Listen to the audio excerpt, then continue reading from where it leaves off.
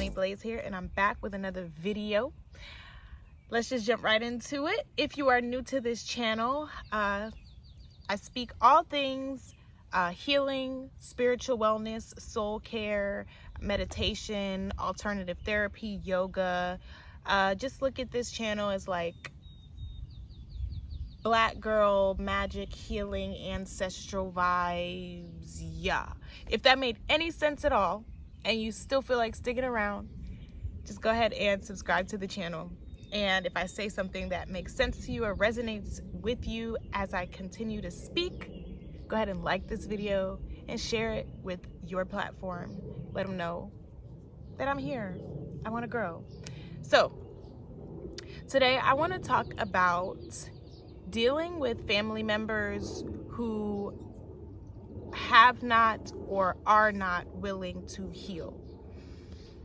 I work one-on-one with a lot of people who basically, they're the only ones in their family who are doing the healing.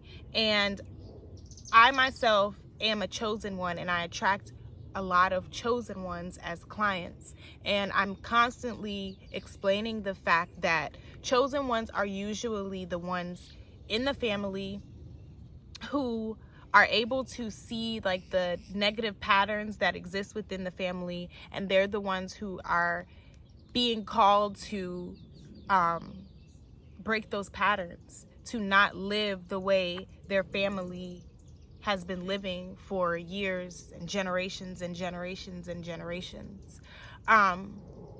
So I speak raw and real about my own experiences in hopes to help somebody else navigate their own experience. I mix that with the knowledge, the certifications that I have, the constant learning that I'm doing, and I give you something to leave with. So, dealing with family members who are not choosing to heal.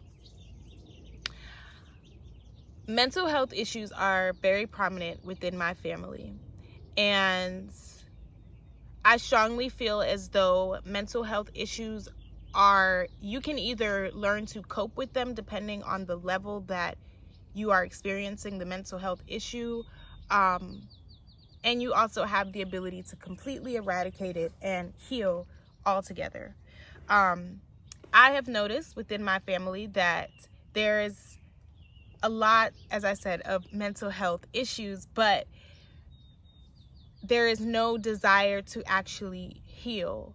And I also don't think that most of my family is aware of the fact that they are dealing with mental health issues, especially like in the Black community. It's not normal for somebody to be able to like articulate why they are so angry all the time, why they get triggered easily, why they can't keep a job, why they steal, why they do these things that are not okay, but they do it and it's almost like it's uncontrollable. And that's usually the case because it's a mental illness, and you have to retrain your brain to move differently if these are patterns that have been within your bloodline for generations and generations and generations. So as I was saying, I had a brain fart. In the Black community, in my family, I know that a lot of my family members just aren't aware of the mental health issue that they're dealing with. For example, I have one family member, I'm really proud of myself for saying that, because if you go back to my earlier videos, I was just like kind of on like, before healing some more, I was kind of like, I don't give I'm about to put everybody on blast. This person did this. Now I think it's important to respect the privacy of others. I've learned that, so that's what I do. So either way, proud of myself, little insert there. But as I was saying, I have a family member who has anxiety and PTSD. I know this because I deal with anxiety. I'm overcoming anxiety as well as PTSD from childhood trauma. So because I have gone to therapy, because I eat, sleep, breathe, all of this, I'm constantly reading up on this stuff, I'm able to pinpoint what it looks like. So this family member has anxiety and PTSD, and so he gets very angry very easily. Before understanding how PTSD works, whenever this family member would get triggered, whenever this family gets triggered, they get extremely disrespectful. And before learning about PTSD and triggers and how uncontrollable you become once you are triggered, when this family member would be disrespectful, I would take it so personally, and now I'm cursing back at this person. We going back and forth, and my heart is racing because I can't deal with a certain level of unnecessary negative energy. So it's just not a good dynamic. But either way, before understanding how PTSD works and triggers work, as I said, I would see it as disrespect. Now I understand this person has a mental illness and this person has not sought help for it, and they're not fully aware of how this is affecting them. Now, I have actually been honest with this person and told them, like, I think that you are dealing with this, and I really think that you need to go get some help and be seen. Because it's not just me that this person blows up on. It's literally everybody. And I know the triggers. And so before I get long-winded, basically, instead of taking the disrespect, because I understand that this person has a mental health issue does not mean that I give this person permission to blow up on me all the time.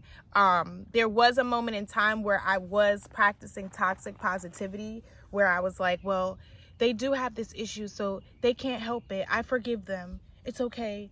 But that's toxic positivity, and that's not even a realistic way of thinking.